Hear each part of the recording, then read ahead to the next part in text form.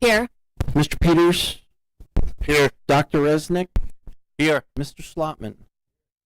Dr. Stiliano? Here. Ms. Williams-Galliano? Here. Dr. Wilson? We have a quorum. Wonderful, thank you.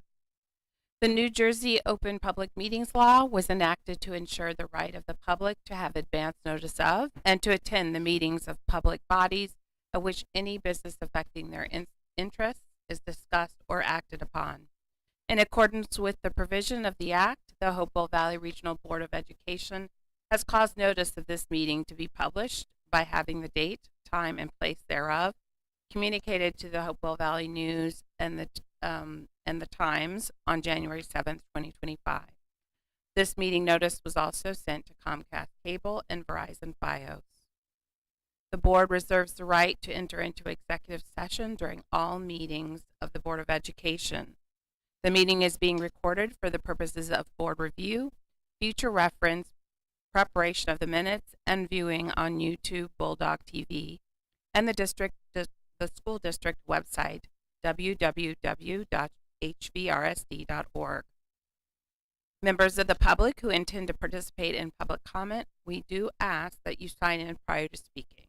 This will assist us with our record keeping. With that, I ask you to join me in a flag salute.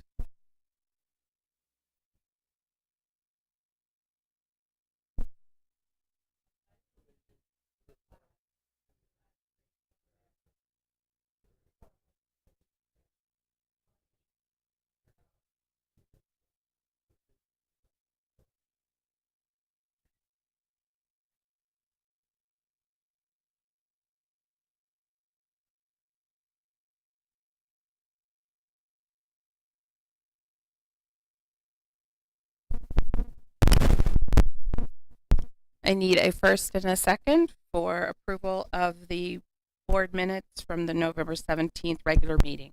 So moved. Second. All in favor? Aye. Any opposed or abstaining? Seeing none, minutes have been passed. I'd like to invite our student representative to give us the report.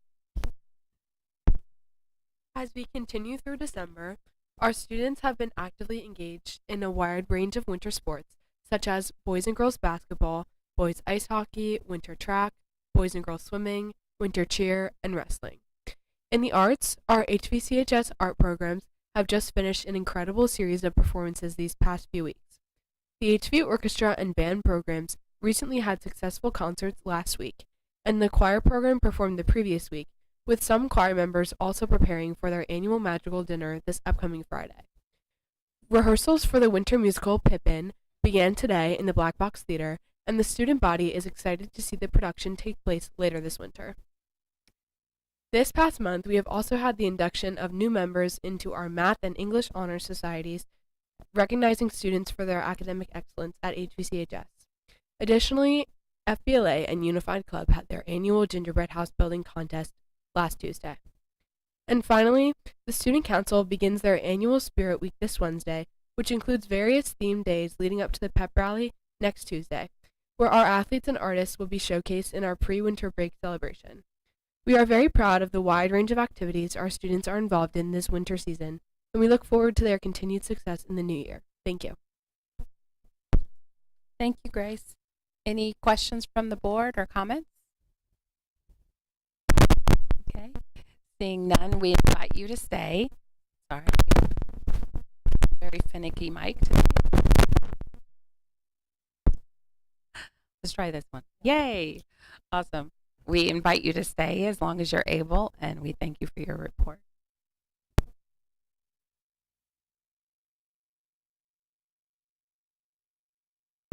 Okay. So at this point in the meeting, we have some employee recognitions we would like to do, all out of the facilities department. So first, I'd like him to stand up. Tom, first.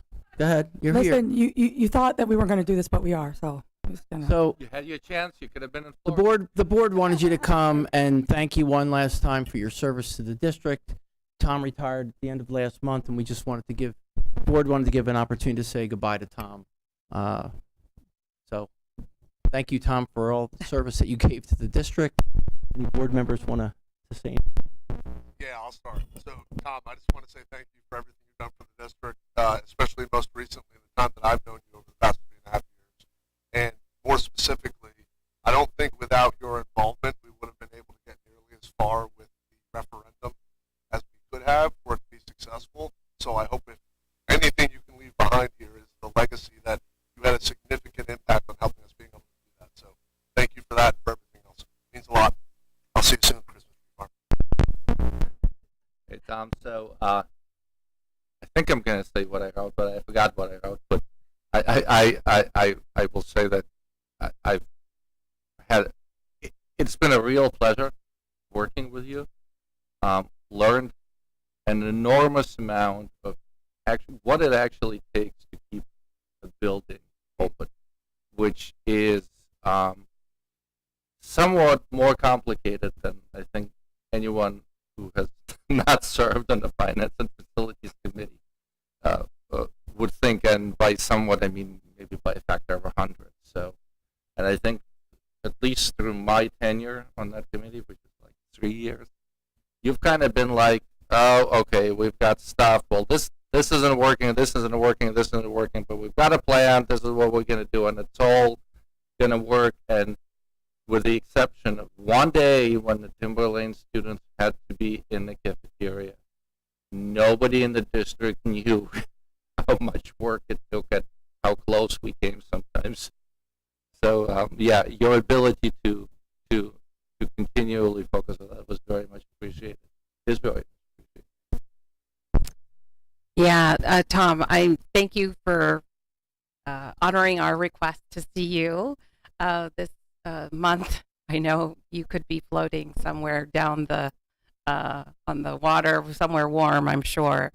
But it really is important to have a moment to just look at you, not on the Zoom screen, but in person, and just thank you for the tremendous amount of hours I'm sure that you've lost sleep, and all the things that you have done on an emergency basis to get your team organized and in at all those moments when you thought you were going to have a nice sleep, but also just your ingenuity. You know, there's that, you know, Alex's statement about what it takes to run a facility. You know, it is skill, it is managing people, but most importantly, your creative solutions and the contacts that you were able to reach out to when you were missing one part from that very important something unit that needed to be, you know, fixed. And so we are forever grateful,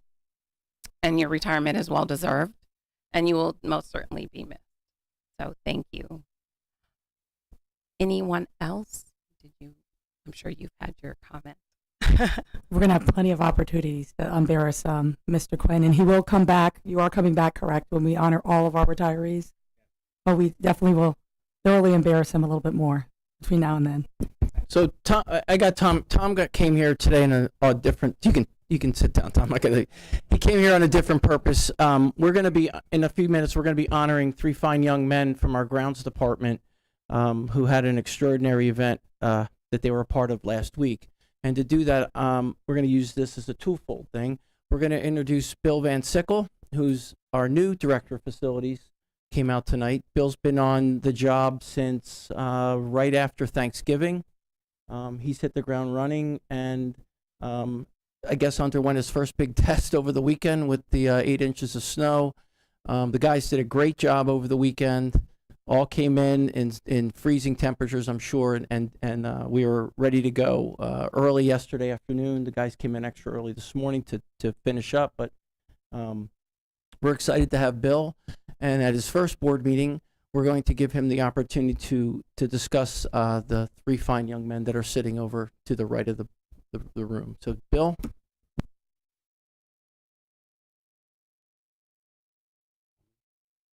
I'll try to be brief.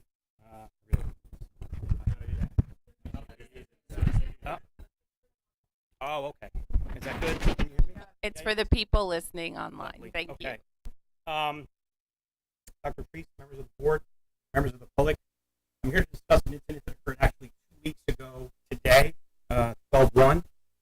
members of our staff were at the Stony Brook Elementary School. Their assignment was to place curb markers for snow, and if they had done nothing else that day, I would have been thankful for them doing that because yesterday was rough. Baptism by fire comes to mind, but I think we had some success. Upon completion of their responsibilities, they were there with 2 different vehicles. They both parted, one about a minute, maybe 2 behind the other. And everyone is familiar probably with the firefighter location, which is maybe a mile or so from the school. And when the first gentleman, Anthony, Mary, passed that location, he saw a roofer, who was actually re-roofing the building, collapse and fall to the ground. And, he pulled over, stopped. About a minute later, Austin, who's here, and Angel, who's right there, they stopped as well. And the 3 of them kind of were trying to figure out what was going on, trying to be helpful in any capacity that they could. They saw this gentleman lying on the ground, and one of his coworkers was attempting to administer CPR, and I don't think he was doing such a wonderful job. But Austin is certified in CPR, and he took charge of the situation, and he stepped in, and he administered CPR for multiple minutes, and essentially kept this gentleman alive until EMS arrived with proper tools, with more training, and they implemented what they needed to do. Actually had to AED this gentleman, kept him alive, got him to the hospital. He is alive today. He's going to celebrate the holidays with his family. And about a week later, we got a phone call, and they said, yeah, from the fire commission. They said, look, he's alive, he's doing well, he's recuperating about as best as could be expected, given the circumstances.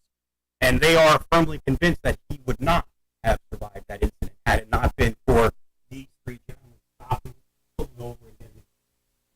I think that speaks volumes about not just them, but the overall culture of this place and the best of what Hopewell Valley Regional School is intended.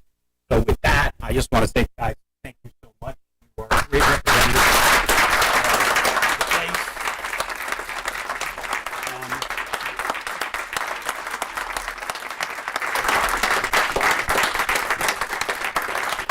They will. The fire commission folks are actually going to do something as well, kind of trying to work out the logistics and the specifics wrapped around that. But once that's kind of firmed up, we will make sure that is shared out, and anyone who wants to obviously participate just as an audience member, just kind of root the fellas on. That would be great too. So, Angel, for you. Mr. A-Top, that's for you. That's for you. Again, guys, thank you very much. Listen, I feel very welcome here. It's been an eventful 2 weeks. So, I'm hopeful that things are going to settle down. All right? No, They will not. No. No. no offense, but I'm hopeful. So thank you very much. Thank you. Yeah. So I think you captured the spirit in a bottle as you came on board, and we could not be more proud of what you did just out of sheer instinct, and to make a difference in someone's lives. You will be, I'm certain, in the hearts of his family for the rest of his life. But as a community, we depend on you in so many ways, and to you all stepped in the way you did just was kind of one of those out-of-body experiences when you think you've seen the best of what we can offer as a community, and then this. You all are tremendously appreciated, and you've lifted and elevated kind of a spirit of who the Hopewell Valley School District is.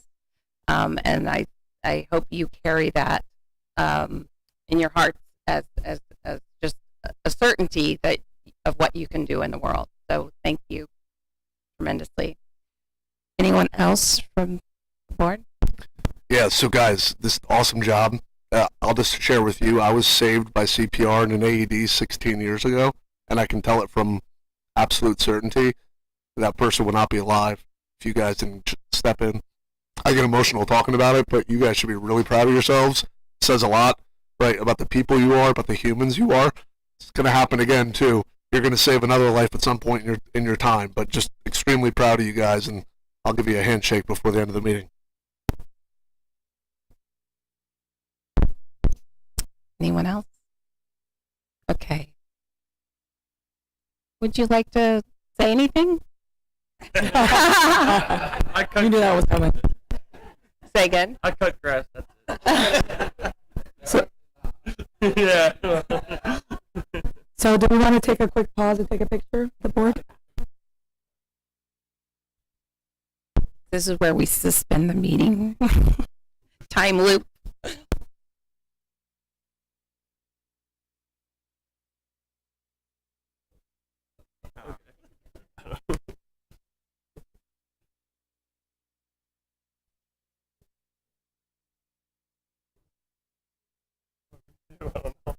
Outside?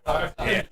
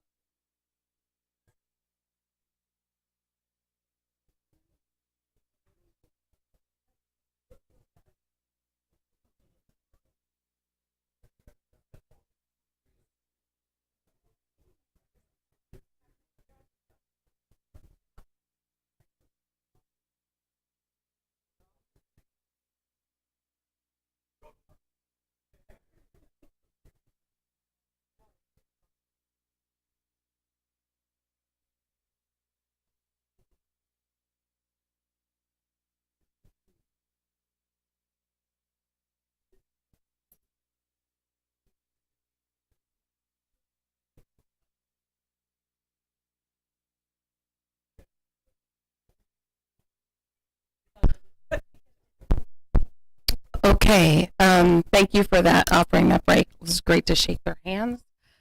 And they would have stayed, but we made sure they went home. So Mr. Quinn, yes, you can also. Thank you so much. Thank you that was my crew there, a lot of the members of our team. We appreciate you being here as well. Mhm.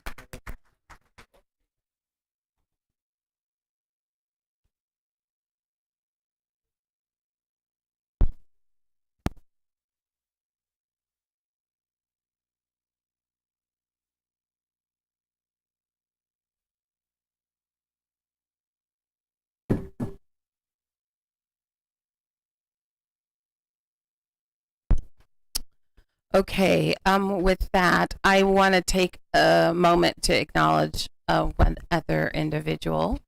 It's December, and this is the end of our, technically the end of our board year. We do a reorganization meeting in January. And with that, we are saying goodbye to one of our dear friends, Mr. Doctor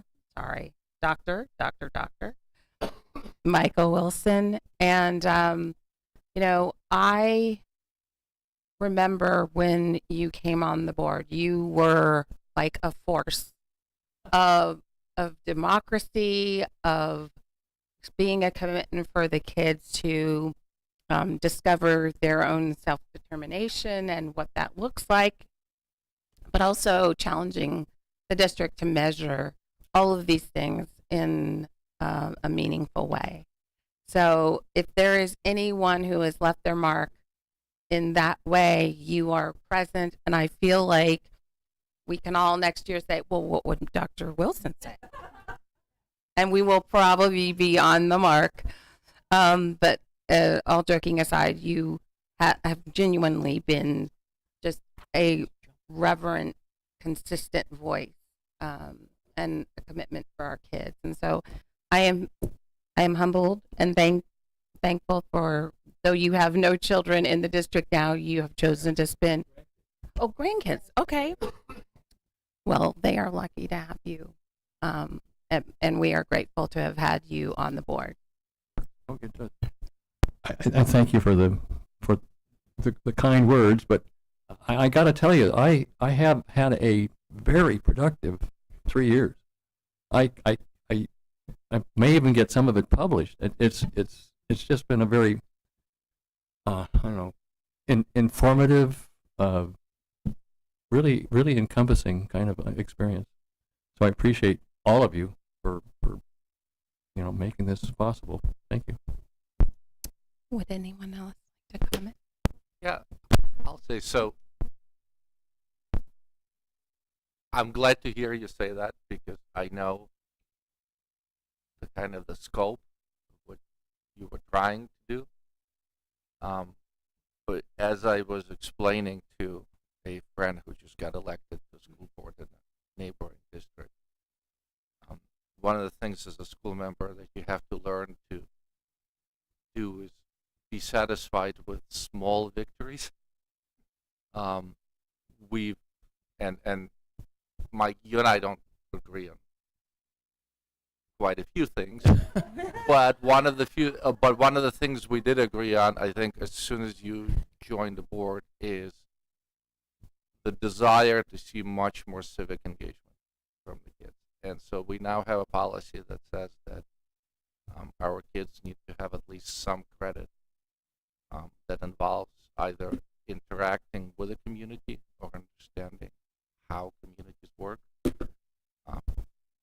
I'm sure that's a lot smaller than what you had in mind, but I hope you take some satisfaction from a small victory, because had you not been on the board for the last 3 years and initiated that conversation, I don't know that we would have gotten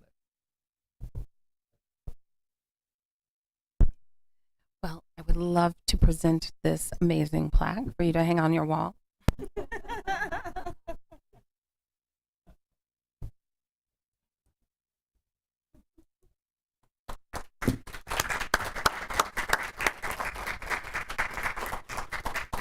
Hang on a second.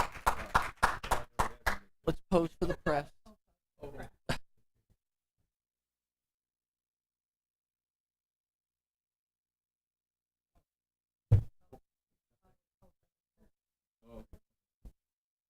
Just take yours. Now she needs a new phone.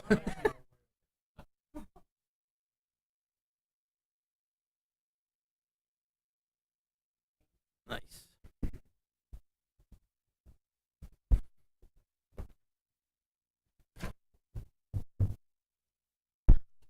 Okay, with that, I'm going to turn it over to Dr. Treese.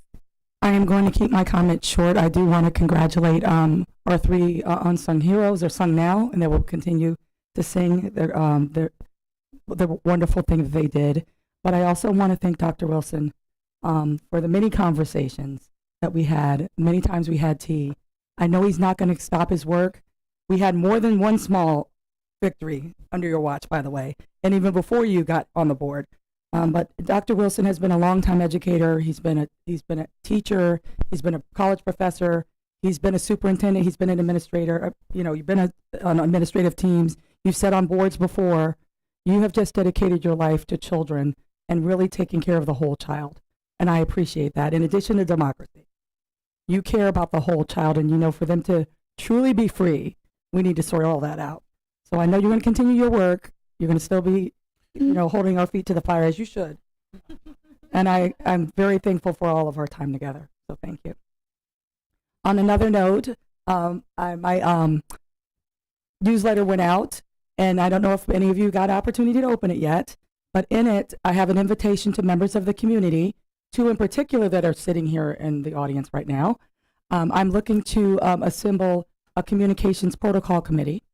where we're going to be really looking at the way that we communicate and engage with the public and vice versa, and really putting together a protocol that will be published on our website, and everyone will know kind of how we collaborate here as a district. So I know there's 2 people in the audience that are very excited about that sort of work. So I'm hoping that you're going to be volunteering for that, in addition to other community members. We're gearing up for the holidays. We have a lot of great things coming, but for the students next week, we have lots of celebrations, spirit weeks coming up. I'm hoping that you all have a safe, restful holiday. We have some business that we have to take care of, so I'm going to keep my comments short. But I did want to bring to your attention the opportunity to sign up to work with us. I will publish again more announcements about that so that folks will know if they miss it here. I know December's a rough time, but I'm looking to start this up in January as soon as we get back. So I look forward to those who are interested in joining me.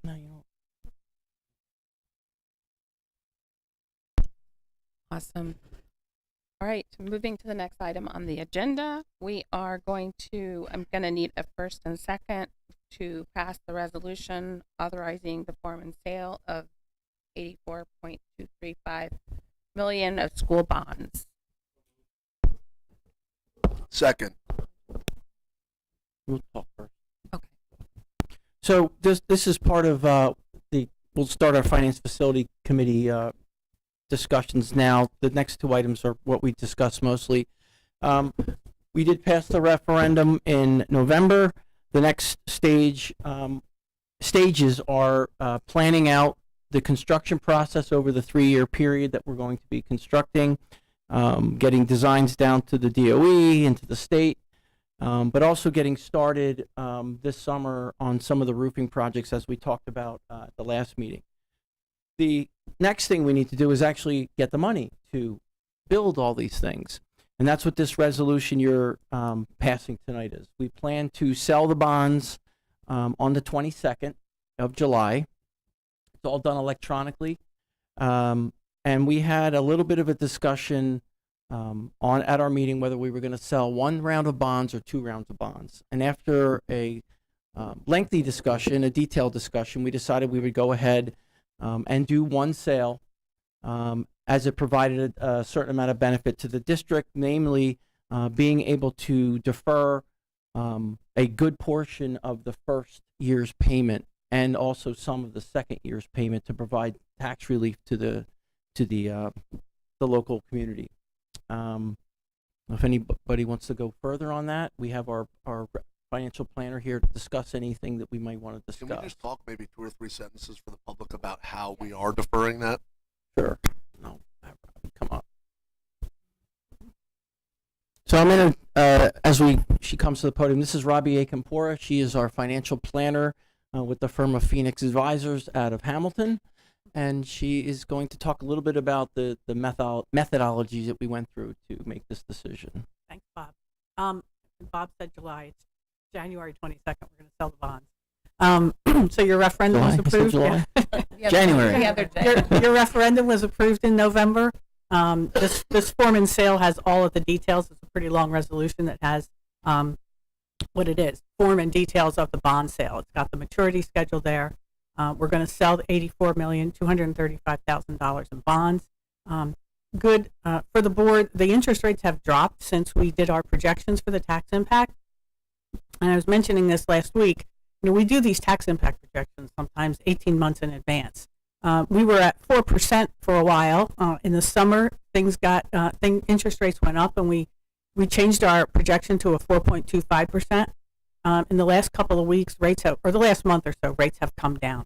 So we've revised that to a 3.85% for 20 years. These are tax exempt bonds, so those rates are lower than anyone's going to get on a mortgage per se. But in last week, I sent over to Bob, and again, I don't know until January 22nd what the rate is going to be. We had 2 sales last week that were comparable, and the rate was a 3.79 and a 3.78. So January 22nd, we open bids and we sell to the lowest bidder. Between now and then, we will be doing a rating from Standard & Poor's, and we just did that with your bond refinancing that we completed a month or so ago. We'll be doing the offering documents to get them out to the whole investment community and getting those bids in on January 22nd. The projections we updated there at a 3.85 for the borrowing rate. We also did some projections after your architect gave us the drawdown schedule for the 3-year construction project, and we assumed a 3.5% investment rate. You can't earn more than your borrowing rate. Those rates have gone down too, the investment rates a little bit, but it's called positive arbitrage. So the IRS doesn't let you sell bonds at 3.85 and collect at 4%. You're only going to be able to earn up to 3.85. But the projections I did at a lower rate at 3.5% to assume that it's going to be pretty safe for you to get those investments done. And so when Bob mentioned offsetting the first year, the tax impact, that's what we've projected, that it should cover the first year and part of the second year. Because again, it's a 3-year construction schedule. Generally, it goes like a bell-shaped curve, but you've got a lot of different projects going on. It's not exactly a bell-shaped curve, but the projections we got from the architect we used and projected a significant amount of interest earnings that you'll get over the 3 years. So Bob you will collect the interest. He's got to be able to get it into the budget, and then in the subsequent year, use it to offset. So you're going to be doing your budget pretty soon for 26, 27. The first payment's going to be in August of 26. So you're going to have interest payment in August and February, 26, 27.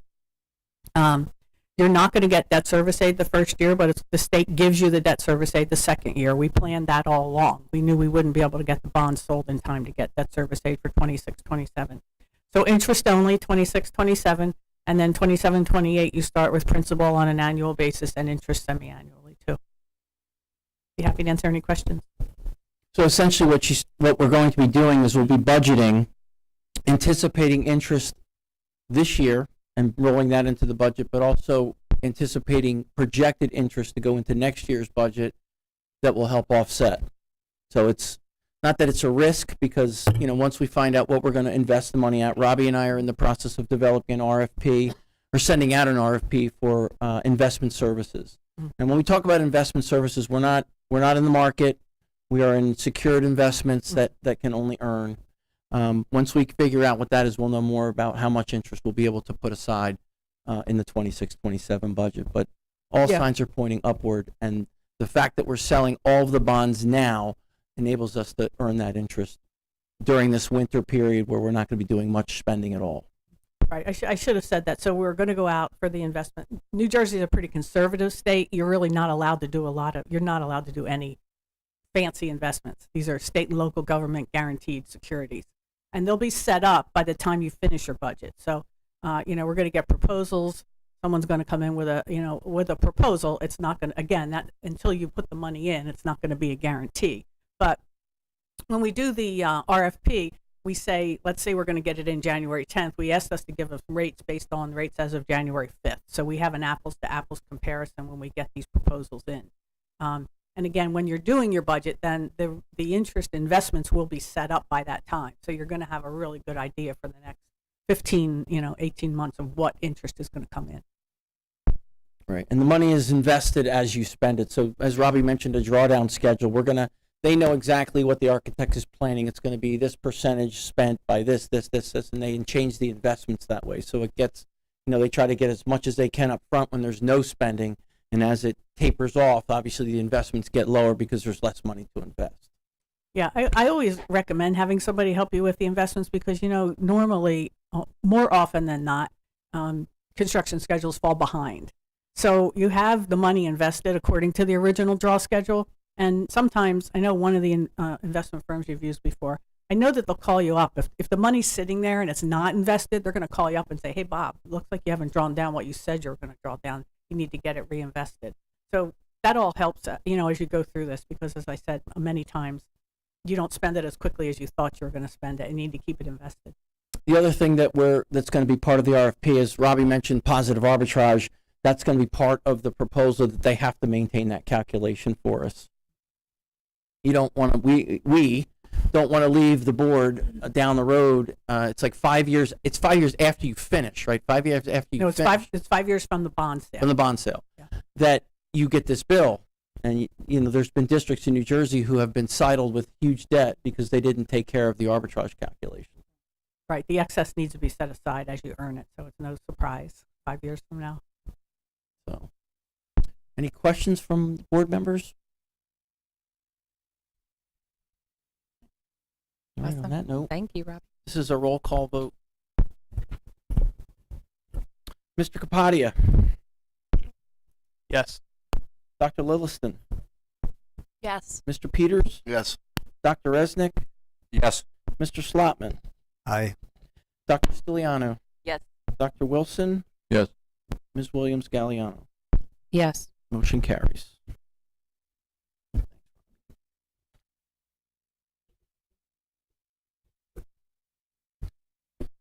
Okay. Second part of our Finance Facilities Committee was our annual audit. We had our auditor in on the Zoom meeting with us to discuss the district's financial position for the 24-25 year. So essentially, the audit is a comprehensive process. We typically spend 2 weeks in June doing some preliminary review. They start asking for us to pull reports, send them reports. They come in and do testing in the areas of payroll, accounts payable. There's an internal control narrative that we have to go through with them, and there's questions on it. And then they go away for a while. They go away for the summer while we try to close out our books and give us a final financial report. They came in, and they always seem to do this to us, and I don't know why, but they always come the day after Labor Day. When nothing's going on, of course, but they come in, they set up shop, and everybody knows that they're here. They set up shop in the conference room across the hall, and they're pretty much here 4 to 5 days a week for the entire month of September, asking questions to every department. They're in pretty much all departments in this building. They talk to technology, HR, people services, everybody. Asking a various amount of questions on how did you spend this? Can I see the contract for that? Can I see the personnel file on this person? Can I see, the contract for this purchase, this bus purchase? So it's very comprehensive. There's a lot of back and forth. There's a lot of, can you explain why you did this? Can you explain why you didn't do that? So it is very, very comprehensive and very, I don't want to say intrusive, but it's intrusive. So it's part of the deal, but we do have a good relationship with them, and I feel we have nothing to hide. I've always said that we have nothing to hide in our books. We do get an opinion at the end of it, and it seems unglamorous, but the opinion that you want to get is unmodified. Unmodified means that they were able to take the information they were given and give an opinion on our financial statements without having to say, but we say this except for that, right? So they don't have to modify what they're doing. Modified means there are exceptions to, you didn't follow this rule, you didn't follow that rule, right? You don't want that. Adverse is there's severe mistakes in your financial statements. There's a lot of things that are misstated, not very clean accounting. And last, the disclaimer is something you definitely don't want to get. It's the information you gave them, they can't make an opinion. Your books are so bad that they can't make an opinion. So we, again, received an unmodified opinion, which makes me very happy. It means everything's on the up and up, and we're doing well. Our financial statements clearly represent what we're doing in the district. What most board members care about mostly is what kind of monies do we have in our balances. And we like to explain this. It gets twisted around in the press every year. Certain community members like to twist the numbers around, but I'm going to give it to you straight here. We do have $14,966,000 in what they call the State of New Jersey and Government Accounting Standards says are our fund balances. We'll just go through them one by one. $735,000 in encumbrances carried over. So that means at the end of 24-25, we have committed to purchasing $700,000 worth of, could be services, it could be salaries that carried over, it could be supplies that weren't delivered. But these things they were committed on June 30th, and we roll them into the new year. So it's not money that's available to spend, it's already been spent. All right, and then we have to make a report to the county by December 1st of what is left of those $735,000, and they question you on that. Because you can't just roll it over and let it sit. It's got to be committed. The So the $2.7 million, the additional surplus from 24-25, that is money that we got that we already budgeted this year. So we went last year and we said, this is that surplus number we're always talking about. We already placed that money into this year's budget. So we used last year's money to help pay for this year. Okay, so that money's gone. Excess surplus, this was a discussion we had in Finance Facilities Committee. The excess surplus is money that is over and above 2% of audited expenditures. Okay? You're allowed to reserve 2%. This is money that was extra. In the past, we have put that money into our capital reserve. This year, given that the referendum passed, we are putting this money towards tax savings to the public. This is what it has to. Excess surplus must be appropriated in the next fiscal year as an offset. Okay, it doesn't mean that we're going to necessarily spend under 2%. It just means this is additional monies that must be budgeted in the next fiscal year. Okay, so that money is spoken for the 26-27 budget. We also have $100,000 in maintenance reserve that we can use for maintenance projects. These aren't capital projects. Capital project would be major projects like a boiler replacement. It would be a HVAC replacement.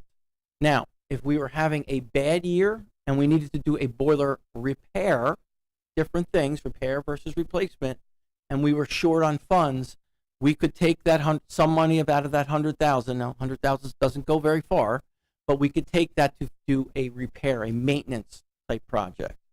Okay? So that's what that money's set aside for. It can't be used for anything else.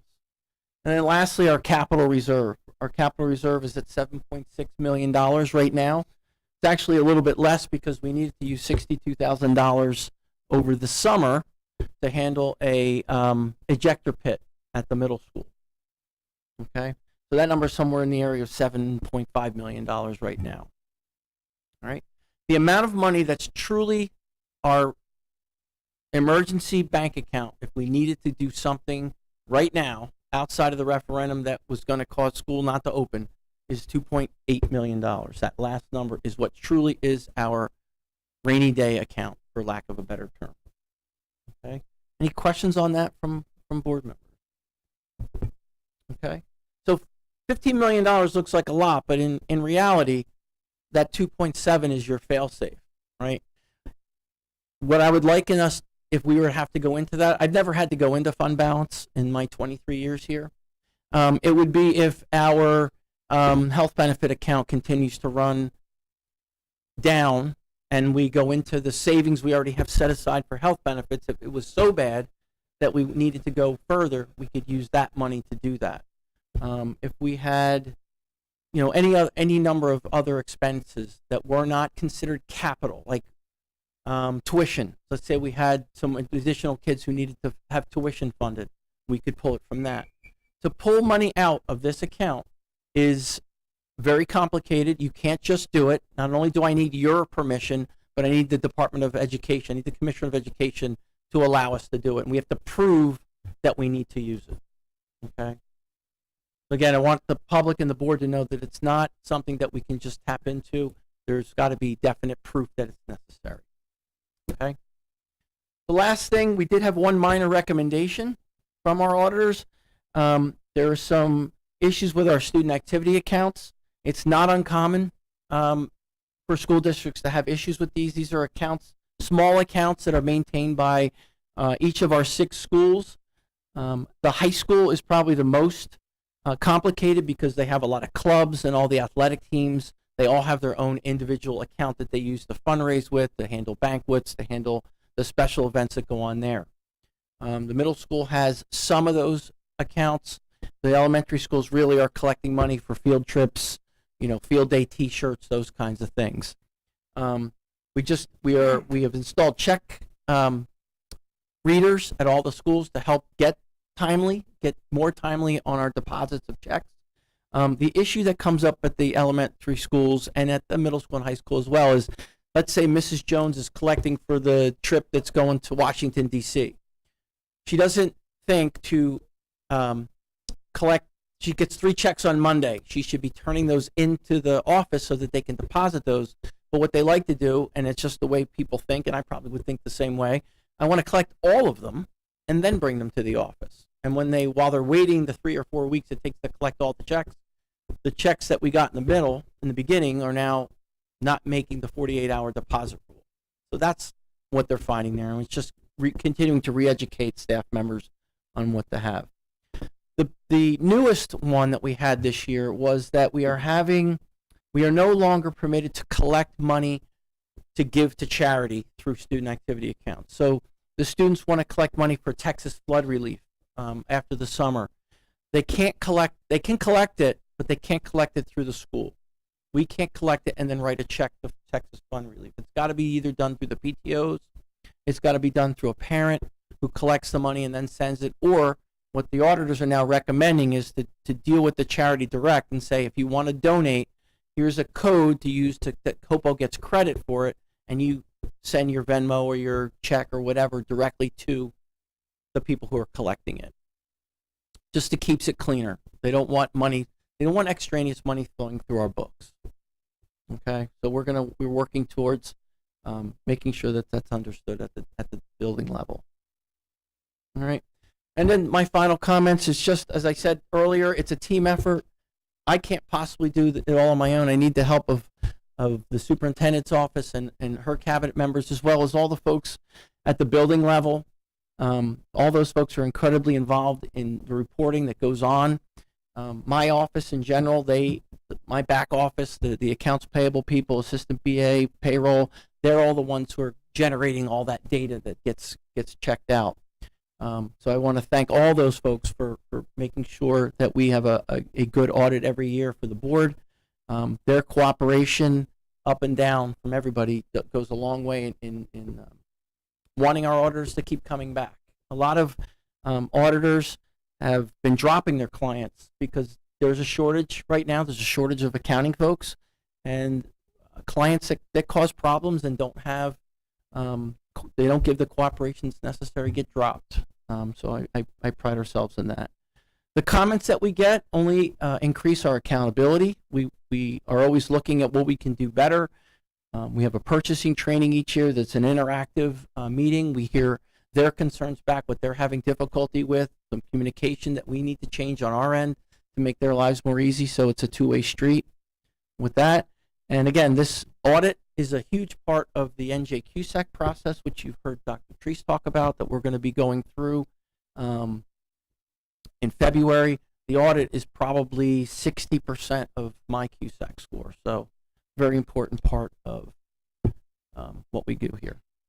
Any comments from the board on the report? Very happy with the report we got. I had a comment and a question. Sure. The first is just a comment, and Mr. Colavita is not going to give himself props, so I will. I think the auditors were incredibly complimentary of the school district in this regard.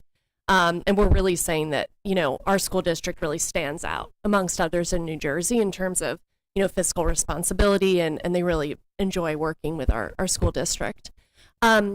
And then the question is, for folks who are interested in viewing the full report, I know it gets posted on our website. Can you share when it would be available for them to review? It's posted now? It's on Board Docs as we speak. Excellent. Thank you. So I have one comment, and we usually don't go into the gory details of the stuff in board meetings. But as we were doing it in the committee, there was one gory detail that jumped out at me, and I want to highlight it because I got several questions and comments from members of the community who are wondering where their tax dollars are going. If you go way deep in the report, it's page 44 of one of the PDF files, you'll see information about how much we're spending on our health benefits for our staff, and that's $20 million. It's $20 million out of $100 million. Now, that's not because we are overly generous or we don't have a choice. The state mandates the kind of benefits that we need to offer. We have the option to not participate in the state plan and do it and self-insure, and we would have actually been spending more if we had participated in a state plan. That's something we check every year. But this is where I get my little soapbox, and I'll be quick. This is one of the many issues that Trenton has constrained public school districts within the state that are contributing to the financial issues that not just this district, but I'm going to venture and say the majority of public school districts in the state of New Jersey are having. 20% of our total budget is going towards health benefits, not salaries, not anything. It's just health benefits, and it's not something that we could even think about negotiating in any way because we're just not allowed.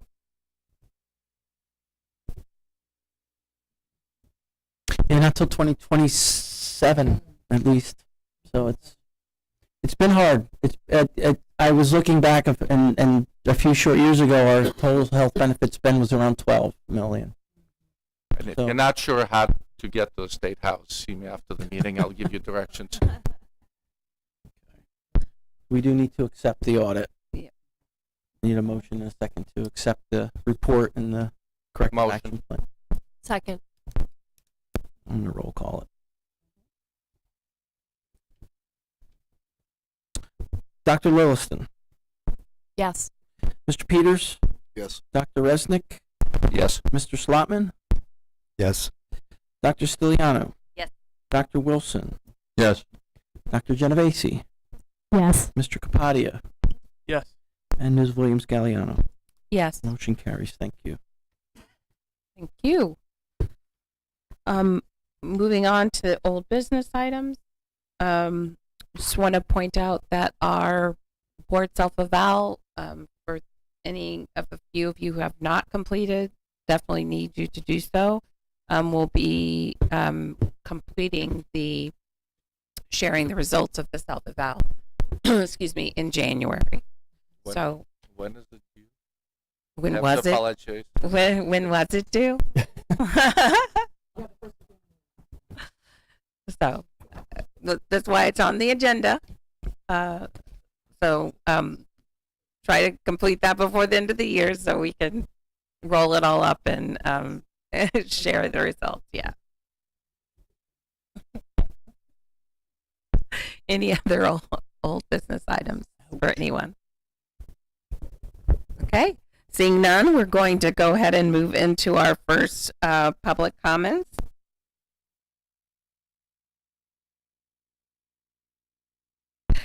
Members of the public are invited to address the board on any matter for a maximum of 3 minutes during this portion of the meeting. You are asked to state your name, address, and municipality. In response to your comments, the Board of Ed may respond or direct the superintendent to do so. The board may also opt to take the matter up at a future meeting so that the matter is researched by the district administration. Would you like to give some timekeeping notes?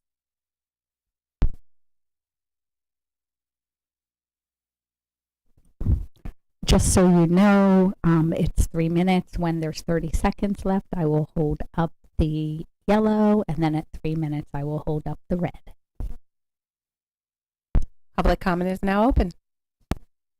Hello, good evening, everyone. My name is Christina Novick. I live. Can you move the mic to your? There you go. Thank Okay. you. Hello, everyone. Now you can hear me. Okay. Good evening, everyone. Do I need to state my address? 14 Old Washington Crossing Road, Christina Novick. I am here today to talk about the bus transportation issue my kids and my family has been facing since beginning of school year. My kids go to Stony Brook as their ELL students. Our home district is Bear Tavern. According to On Course, the bus should arrive at 4:25. In reality, the bus arrives anywhere from 4:05 to 4:55. 45 minutes range up to 1 hour, 15 minutes after the school ends. Most of the time, we do not get any communication if the bus is late. One time when I got notified, I dropped everything and I rushed to pick up my kids because I knew how long it may take. This situation has been taking a toll on my kids' mental health. My son visited a counselor regarding this issue multiple times. My kids are anxious to get on the bus, and every morning they ask if they can be a walker. I never know on either day what time they're gonna get home. My son has an iWatch, so when he has it, I can see the bus route. On days my kids get home at a reasonable time, they're the stop after the new development, and they're not the last kids on the bus. On days they get home at 4:50, they're the last kids on the bus, and I can see them being driven all over Hopewell Township. Old Washington Crossing Road is a Moon Lake Street off of Washington Crossing. There have been times when I saw the bus driving on Washington Crossing, but them not dropping my kids off. The route appears to be not consistent. I was told the bus route can change depending how many kids are on the bus. When the bus is full, the normal time is 4:50. I don't understand how at times my kids are lost and at times they're not. I wish I was in a position to pick up my kids, but I'm not. I understand New Jersey does not define a time limit, how long the kids can be on the bus. Hour and 15 minutes, is it reasonable for elementary school kids? My kids never know what time they're gonna get home. Sometimes they like, I have a 5th grader and a kindergartner. They'll drive around the house and they know they close, but they don't know if they're gonna get home or not. They come home crying. Since September, I have communications going back to September. It's been an issue last year as well. I have the emails. I've been bringing this up to transportation, to administration, to schools. I don't receive any response back as far as what's being done. Is there anything being done? I feel like my kids feel they're not being heard. On course continues to say 425, even though on the phone I'm being said something else. I ask for meetings in person. They've been declined. Your time is up. I have much more to say. I wish I had the time. Thank you.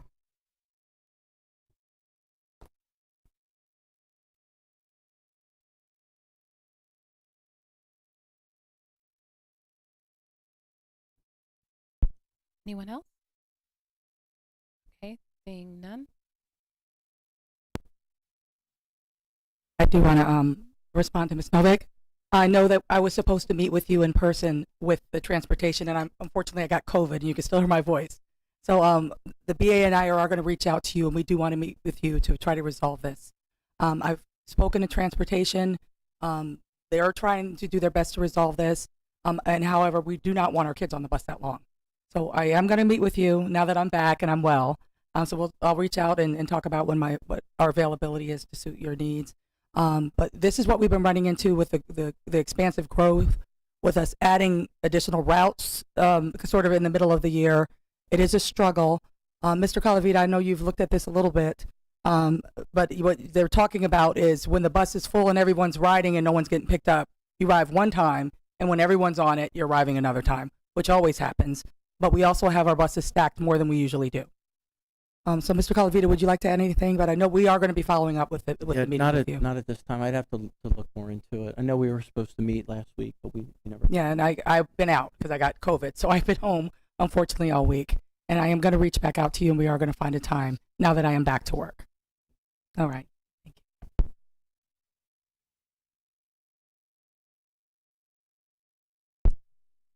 Thank you, Dr. Treese. So I would like a first and second to pass the consent agenda items that are asterisked on the agenda. So move. All in favor? Any opposed or abstaining? Seeing none, consent agenda items are passed. We'll go ahead and move into our committee updates and start with finance and facilities. I think they've heard enough from us. Yes, enough said.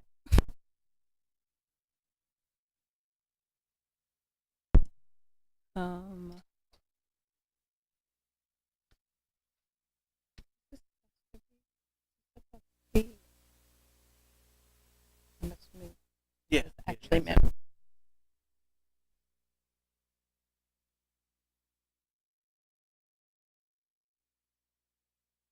Moving on to personnel.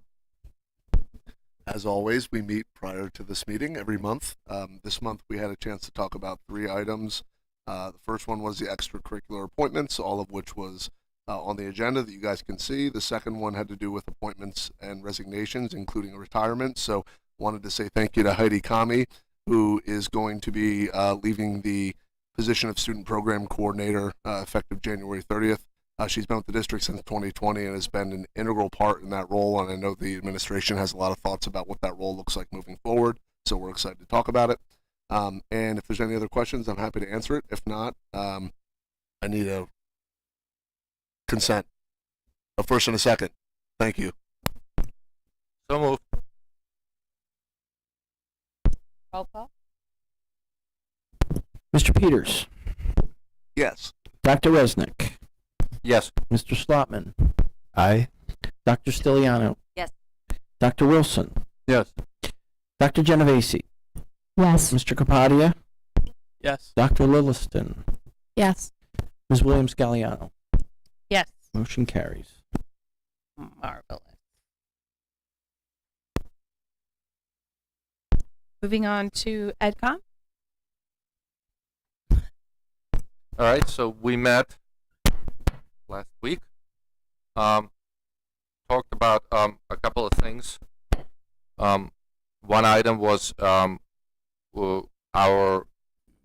video and TV production teacher came in and asked about elevating what is currently video 4 class to an honors level class. So not really changing the curriculum, but designating it as an honors level class. And he had a very good case. He basically looked at what the other districts were doing, compared what he was doing in video production 4 to what other districts were doing, compared the rigor in his class and the workload level and the expectations to other honors classes in the district, and made a pretty strong case that what is being done in video and TV production 4 meets or exceeds what is expected in all comparable classes. I'm not going to go into all of the details, but basically, for example, these kids produce a weekly show. So not only do they have a weekly assignment, but there's no, oh, we had other stuff going on, can we get an extension? None of that happens because there's a weekly show being produced. They do a capstone project, et cetera, et cetera. So the committee felt, I think, pretty positive on the idea. We had some other discussions around the enrollment of kids in these classes, but I think that's gonna, as the administration looks at enrollment numbers for next year, we're gonna discuss that, as well as integrating AI into the curriculum. And the last thing that we discussed is whether elevating it to honors would impact accessibility of the class to students. And actually, Mr. Vitalara, who is the teacher, felt that it'll make it much more attractive to class because it's for kids, because it's the last in the sequence of 4 courses. The kids typically take it during their senior year, and he felt like having it as an honors class will actually make it more attractive for the kids who are applying to colleges and want to have that on their transcript. Let me stop and see if there are any questions on that one before I go on. One question: If an honors class, is it you have to have a certain grade level to be in something like that? Yeah. So there are. You need to have a particular GPA or not GPA grade from the previous year to get into an honors class. I don't know if we asked that question, but he didn't feel like that would be an issue. Okay, because I'm just thinking there are a lot of kids that don't care about a lot of other stuff like history and science, but boy, do they get excited about. Yeah, his feeling was that by the time the kids want to take that class, they're doing really well, and this is what they're excited about. But they might not have. What I'm saying is they might not have all the other courses that would get them there. But that's irrelevant. It's just the It's just the grade for strictly in video that- stream. okay, okay. Yes, yes. Yeah, you do not have, and that's true for all of our honors classes. You do not have to have a particular GPA. You just have to have earned a high enough grade in the prerequisite course, typically. All right, if there are no more questions on that. So there was an NJ.com report that basically took publicly available Department of Education data and kind of ranked schools. And we had a committee member who looked at it, and there were a couple of things that jumped out. So out of the 6 schools that we have, 4 are very highly rated, and then there were 2 that were kind of down. So we had some discussion on that, and requested that the administration go and look into both how the ratings are done, which they've done a little bit, but actually our math and ELA supervisors are digging in to what was going on in so Timberlane and Tollgate are the 2 schools that had a pretty low rating, right? What exactly, which numbers impacted the rating there, right? And it's so it's something that we're going to be looking at and reporting back to the board. If not in January timeframe, then in February timeframe. But certainly there are issues that we need to address as a district. We want to make sure we start addressing them going into the next school year. So just stay tuned for more of that. And then we had a discussion on the use of Chromebooks vis-a-vis cell phone ban policy, and some questions about how we're controlling and monitoring what kids do on their Chromebooks, because they're able to do much more than just access educational materials. So right, we're looking towards controlling their cell phone use to keep them off social media, for example, during school hours, right? But they're able to access some of the sites on the Chromebooks. And again, that's something that the administration will follow up with the technology staff and get back to us. But we want to make sure that what they're doing on the Chromebooks is consistent with the policy for all electronic material use. And I think that's pretty much it, unless I forget something. And any questions on the last 2 items? Okay. I was just going to make a Okay. comment. I think just for the group, I know that there was many of us who probably were, I'm going to say a word, triggered or caught off guard by this NJ.com thing. And I know that many of us reached out to Rosetta and the administration about it, and I was very pleased that they were so quick to kind of jump on it and say, yeah, we understand. We need to get back to you and see what's going on. So I just want to say thank you for that as we go into January and February. It's appreciated.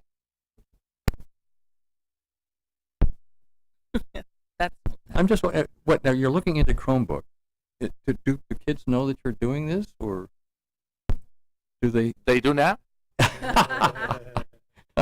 They're paying attention. So the kids do know that we monitor the Chromebooks. We can see things on the Chromebook if they type something inappropriate in it, if they're on inappropriate sites. We can see all of that. They don't always remember that, but but that they know that. But sometimes they can get crafty and get around some of our things. And when we catch it, we plug the hole. But it's a constant battle of us chasing that, like going off to sites like Netflix or somewhere they shouldn't be. And there's a challenge, right? Because there are sites that have legitimate educational purposes, for example, YouTube, and also very illegitimate purposes from an educational point of view, but still YouTube, right? And so there are some real challenges involved there, but I think the feeling is we need to look at that and see if we can do better than we're doing. Is this sort of an in loco parentis kind of thing that you have to?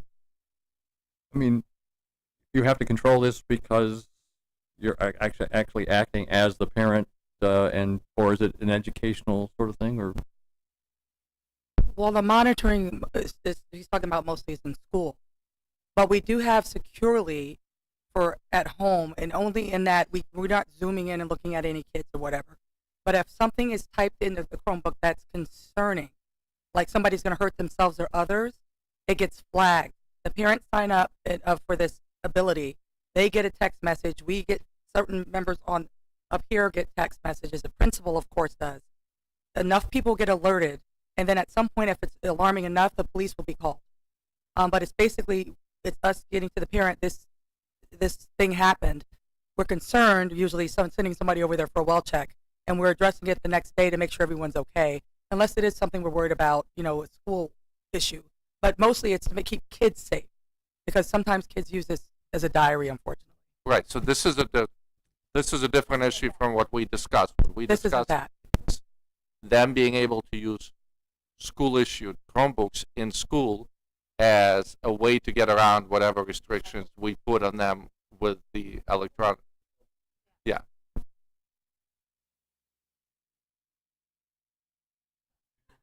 No, we don't want to monitor Chromebook at home at all. Trust me. No, we don't do that. We are going to. Okay. With that, we're going to go ahead and move to community relations. Mr. Slotman? Yep. Thank you. We did not have any mind control conversations at the community relations meeting. However, we did meet very briefly last week to really more or less just talk a little bit after the very successful community engagement efforts of 2025, how we can continue making sure our community remains fully engaged on the work that we're doing here as the board as well as the administration. And so I know Dr. Treese has a number of really terrific ideas that she'll be implementing in 2026, including the one that she discussed earlier, the communications protocol group. And I assume there'll be many other opportunities to be engaged for the community. So that was really the bulk of our discussion, just talking about how we sort of keep that momentum of community engagement going for 2026. So I have one comment. I was really, really happy with the job we've all done communicating ahead of the referendum.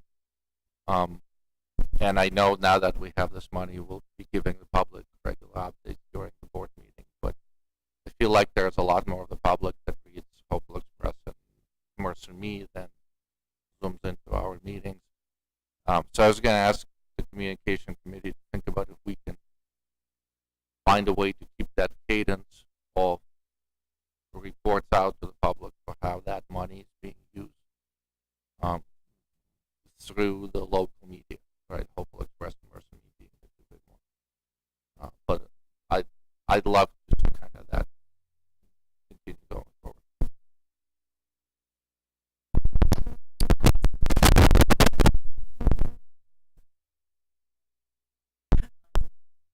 I just want to take a second to first thank Mr. Slotman for chairing community relations for this past year and overseeing a lot of the coordination around some of the communications that we've had with this referendum.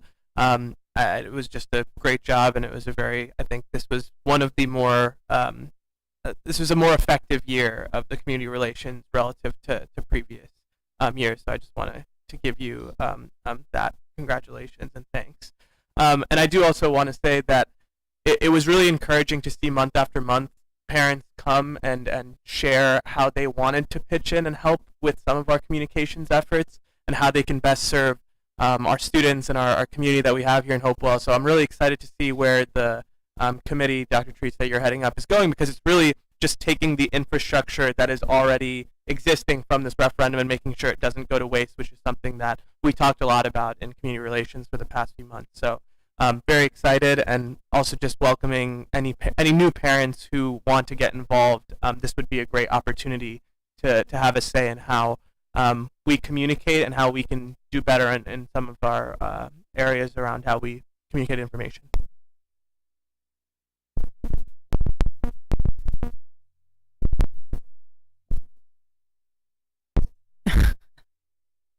Thank you for the update and also the encouragement regarding communications. Why don't we didn't have an SEL meeting this month, so let's go straight to government. Yeah. I don't have too many updates. It was a brief meeting. We've just been working steadily on two of our major projects. One is submitting another funding request to the state legislature. It's, as we've talked about in previous meetings, it's going to be centered around securing additional dollars for mental health resources in our middle and high school. So we'll, with more details as we gather, the specific figures that we're looking to get from the state, as well as the specific programs that we're gonna fund. We'll keep you updated as we get closer to the process. But we're in a really great position relative to last year. I think we're further refining the process year over year. And then the other major initiative that we were working on was joint programming with several neighboring school districts here in Mercer County. I believe right now the interested schools were Ewing, Lawrence, and Robbinsville. We're hoping to do a joint assembly, and it would be a performance of a arts group that's based in Trenton, a nonprofit based in Trenton called Young Audiences. We're looking to have that scheduled for early June. I know we're in the process of locking down a venue and a date, but it's obviously a tall task. I really appreciate Dr. Treese leading a lot of the coordination and administration of it, because we're coordinating thousands of students across 4 school districts in one area, in one location on one day. So a lot going into it, but I do think that it's going to be successful. The county executive's office has been in touch with us and has been helpful, and we're if there's any updates, Dr. Treese, feel free to share. You've mentioned the four school districts is going to be involved. It's going to be grade 4. We have a date. We have the group. We need the venue. So right now we're working on that, and Young Audience is actually helping. They have some connections. So hopefully we're going to have something nailed down very soon. We were hoping to do it in the War Memorial, the Patriots Theater, and unfortunately that's booked on the day we want to do our event, and our group cannot do another date. So we're going to find something, but we're very close.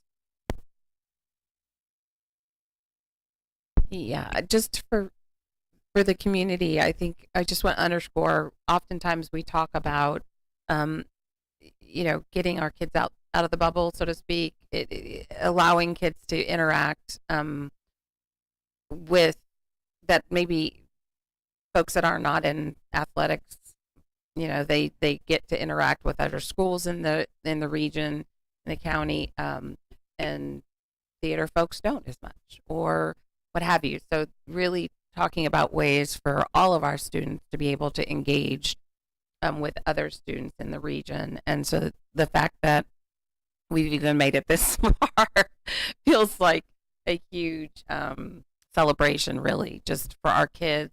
And we hope to have them interacting during the day, not just, sharing an audience space, but to engage with one another. So looking forward to that, occurring, but also whatever's next.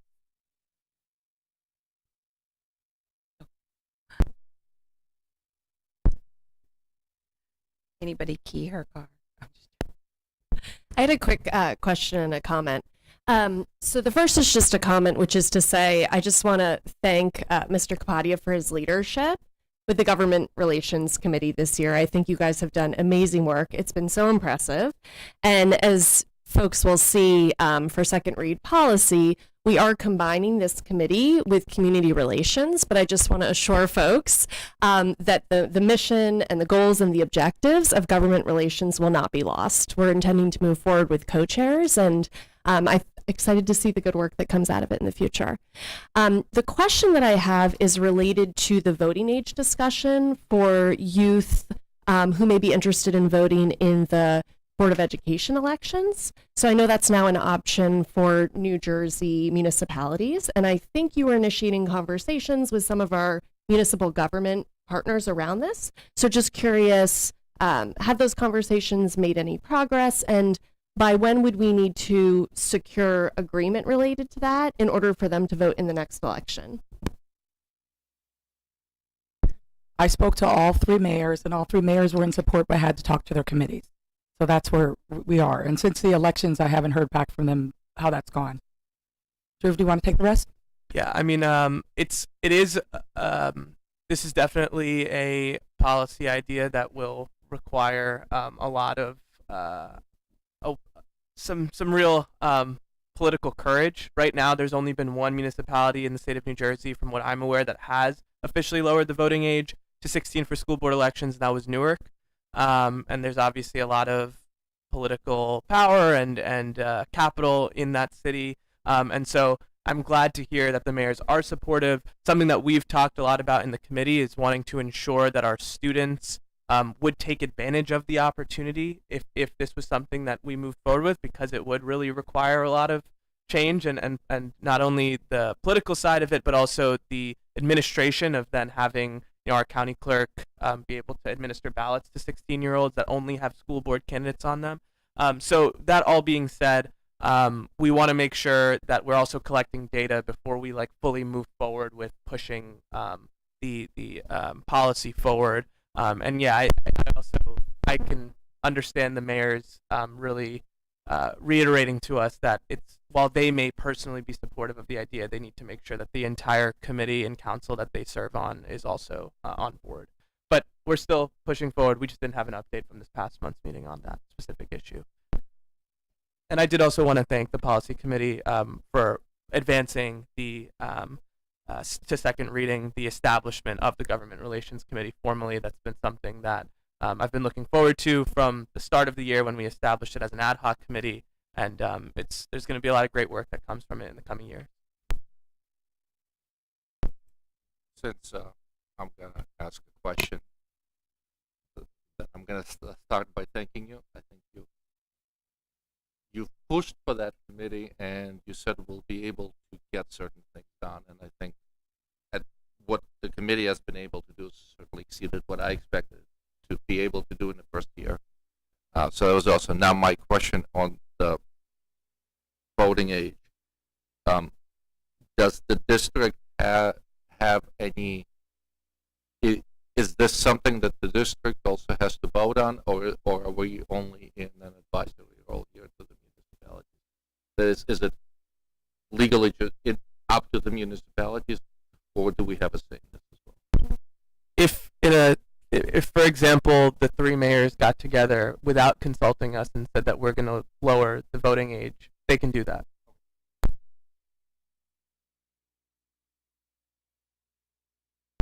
Can I have a follow-up on that? So, if the mayors made the decision that they wanted to lower the voting age for the school board's positions, they have the legal right to do that. From what I'm aware, yes. Wow, that's interesting. Okay, that's good to know. That's it. Yeah, and in the specific instance, again, because this is fairly novel and there's only one municipality as a data point, the school board was very supportive of it. So I don't think there's been a situation, it wasn't the case in Newark, where the school board was expressing opposition to what Mayor Baraka was pushing through for lowering the municipal voting age. So it would be an interesting case if that would be what ended up happening, but I don't have a specific data point on what, the dynamic that you're talking about. A follow-up, since we are a regional district, what happens if some of the municipalities go one way and some go the other way? Well, because our seats are apportioned by our municipality, in a situation where, for example, the mayor of Hopewell Township lowered it, then if you're a Hopewell Township 16 or 17-year-old, you would be able to elect one of the 7 members that you have apportioned. Well, your friends over in Pennington or in Hopewell Borough would be. Yeah, I mean that's part of the trade-offs of being in a regional district. Each mayor and municipal government can function how they want to function. One more follow-up. Sorry, Drew. We opened it up, dude. So, can you just walk me through what the process would be? Let's say that Pennington, Hopewell, and Hopewell Township and all the mayors say we want to do this. So, for the sitting group in here, do we ultimately have to pass a resolution to allow for that to happen? No, there's nothing. We as a body don't oversee how elections are administered or who is eligible to vote for us. That is up to the municipal government. Right. So, okay. So, I guess my question for a future conversation as this comes up is going to be, why haven't more towns and cities done this? It seems like it's a novel idea. I would imagine with just the current landscape of issues of how we're thinking about voting and candidly discussions about lowering the voting age in general that have been a political football for the past 3 or 4 terms. I think that we should spend some time talking about that as a community, about the pros and cons of it. But yeah, I need to get more educated on this to understand how we can just that can just happen. That just seems odd to me. So I'm gonna have to learn a lot more from you. Yeah, I also want to add, I mean, this is something that we have been talking about. Firstly, this is like before even a preliminary stage of the initiative, and something we've talked about for months since this idea was first brought up through government relations, was that if we as a board were ever going to move forward with actively engaging with the municipalities to pass this type of resolution or to pass this type of change, we would all want to vote on it before we would go to them. The reason why we approached the mayors was just to see if this was something they would, if there was, because if they had said this is just not going to happen and this is not in the Overton window, then we're not going to, you know. Oh, I just want to add, I don't see any of the three mayors taking this on as something that they're pushing, right? It was us coming to them saying, if we are entertain this as a board, right, because you're talking about it, is this something that you'd be in support of? If one or all of them said absolutely not, we don't want to get the kids on, surveying kids and all that if it's not going anywhere. So that's the level that we've talked to the mayors. Yeah, and on the education piece, I mean, a huge part of what we've also talked about is we want to make sure that the students are educated about it as well. And it's not something that we're pushing on them from the top down. It's something that they feel empowered if they want to take on the task and the fight for making this a change, that we can support them in that, and that this isn't something that we're just enforcing on our students. For the record, for the students in the crowd, I'm totally willing to caucus their vote too, but I'm just, asking some questions. I've got a question. I'm not sure of the timeline here, but at some point you're going to be thinking about how to help kids understand what elections are and how they impact and relate to what their lives are about.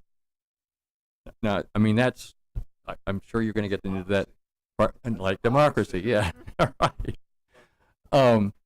But I mean, that can be a fairly complex reality. So I'm guessing that's in your purview. It's in the future in your conversation. Absolutely. I just think where we are right now in terms of our the stage in the process is very early on. But I mean, I agree. I mean, we do still have. I think the teachers that I had and the the curriculum we have around elections is pretty robust. And I think our students are very prepared. We encourage our graduating seniors to vote every year. We encourage 18-year-olds who are while they are still a student in HVRSD to vote. We do a good job of encouraging our students to be civically engaged. And I imagine that nothing would be different if the age was lowered down to 16. We would continue to make sure that our students are civically engaged and are making the best decisions when they go out to vote and are informed above all else. I'll just add two small comments. One, right, is a reminder we already have 18-year-olds in our schools who are voting, and so, like you said, Drew, they're getting a lot of that information, both from community members and other things that we have, of course, outside of school, but also within our school. And I agree. I think we do a great job kind of discussing that with them and letting them think critically for themselves. The other thing I just want to re-emphasize as audience members are listening to this, because I know I've gotten questions, that this is only for lowering the age of 16 only for school board voting purposes, right? It doesn't allow them to vote for local elections or federal elections. And Drew, correct me if I'm wrong, but I think it's only for school board seats, not for referendum items as well. So it's a very specific vote. Yeah, that is what I've heard as well. That is from what I'm aware, it does not apply to referendum. And Mark, you asked why doesn't it apply? Well, for a federal or a state election, it's a different jurisdiction. So a mayor can't say you're allowed to vote for your U.S. senator now. Yeah, No, I get it. I'm just going to throw it out there. I mean, if we don't have to open up this can of worms, but hey, if we want kids to vote in an election locally, we should trust them to vote in a state election too, right? I think that's a fair thing to say. I would go to Trent and advocate for that bill. I mean, we're going to go down a rabbit hole, but you know what I'm saying? We'll talk about it when we get there. I think it's great what you're doing. Just keep doing what you're doing. Appreciate it. Yeah. Thank you for that discussion and update. A quick update on climate action. So we did not have a meeting this month because the working groups wanted the month to really settle into the work. And so there wasn't a big all group meeting, but I will report on the work of the working committees next month. Awesome. Thank you. All right, moving on to policy. Dr. Lilson. Okay, thank you. So the policy committee did not meet in December as we have no policies moving forward for first reading tonight. As a reminder for folks, we traditionally do not meet in December because of the committee reorganization that happens in early January. So that way we're not moving policies through first reading in December, only to have a potentially new committee members finalizing them in January. But we do have some up for second reading. So before I jump into those, I'll say that Policy and Regulation 5516, electronic communication, went through first reading last month. But we're actually going to pull those for further review and discussion before moving them through the approval process. We do, however, have 2 bylaws, 1 regulation and 1 policy up for second reading, and 1 policy up for second reading abolishment. Can I have a motion and a second to bring bylaws 0155 board committees, bylaws 0141.3 board member number and term for regional school districts, and policy and regulation 5530 substance abuse up for second reading? Second. Okay, great. So we discussed these at length at the last meeting, so I won't go into them in detail. I just wanted to highlight one thing, which is the connection between 0141.3 and then the policy that's up for abolishment right now. So this policy addresses the rules regarding the number of board members and terms that serve on regional school districts boards like ours. And as we adopt this bylaw in compliance with our state legal requirements, we are also recommending abolishment of policy 0141, which this policy would replace. So does anybody have any questions, comments, thoughts that they want to add? Okay. So Bob, roll call vote. Dr. Resnick, Yes. Mr. Slotman, Aye. Dr. Stiliano, Yes. Dr. Wilson, Yes. Dr. Genovese, Yes. Mr. Capadio, Yes. Dr. Lilliston, Yes. Mr. Peters, Yes. Ms. Williams Galliano. Yes. Motion carries.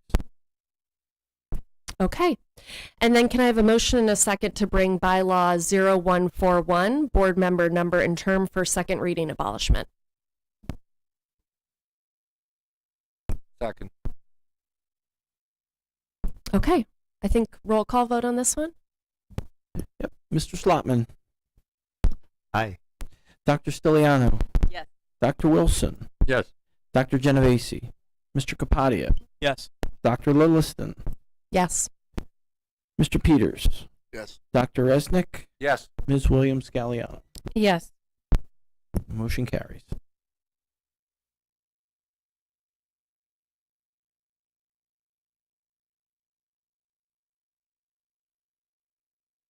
Excellent.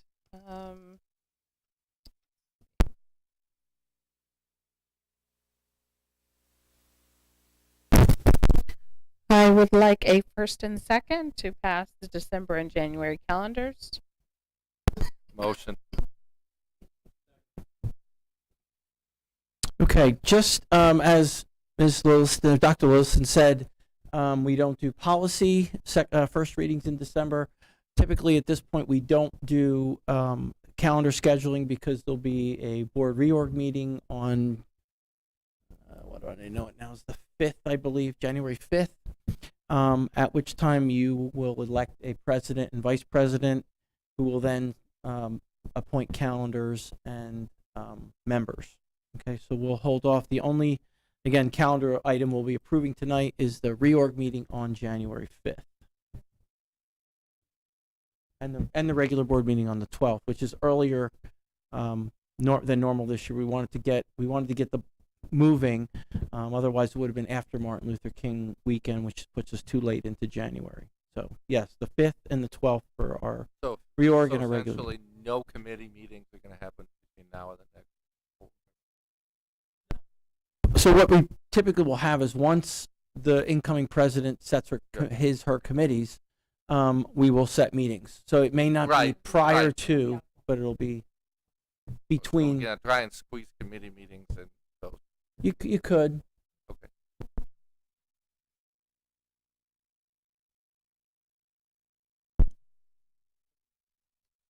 All in favor? Aye. Any opposed or abstaining?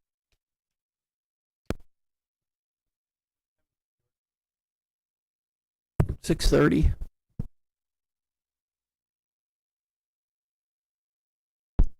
Okay. Any new business items? Okay. Seeing none, we're going to move into our second public comment for the evening. And just as a reminder, members of the public are invited to address the board on any matter for a maximum of 3 minutes during this portion of the meeting. You're asked to state your name, address, and municipality.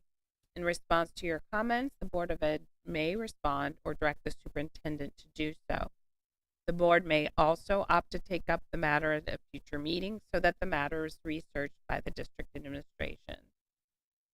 Public comment is now open.